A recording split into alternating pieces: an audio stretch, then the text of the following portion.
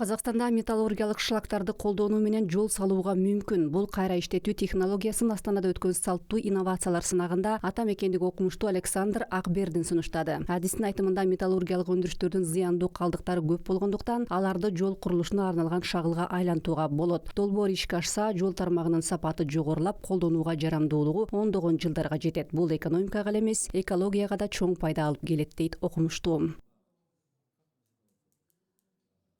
Мы предлагаем не строить дороги. Биз жол курууда асфальтты алмаштырууну сунуштап жатабыз. 6 ай сайын же 3 жылда бир оңдоп турабыз. Ал эми биз сунуштап жаткан ыкма 80 жылга жетет. Койма таштуу жолду салууда гүлботону шлакка алмаштырган абдан туура болот. Строительство бетонных дорог не из цемента, а из шлака, остуженного в форме.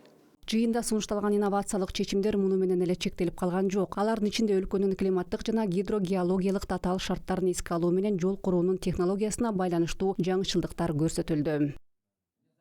Как бороться с зимним содержанием снега, то есть предлагается разработать. Кышында жолдогу кар менен кантип күрөшүү керек деген суроо баарыбызды тынчсыздандырат. Бул үчүн климаттык аймактарга бөлүнүү аркылуу жасалган картаны түзүү жана аймактарда кышында жолду кантип кармоону караштырган ченемдик документти иштеп чыгуу сунушталууда. Муну менен катар экологияны жакшыртуу үчүн көптөгөн жаңычылдыктар сунушталды. Бул жагынан биздин окумуштуулар абдан жигердүү. Бүгүн сынакта көрсөтүлгөн бардык эмгектер андан ары изилденип, иштетилип биздин жол тармагына киргизилет. В ближайшее время уже далее изучены, доработаны, а также внедрены в нашу дорожную сферу.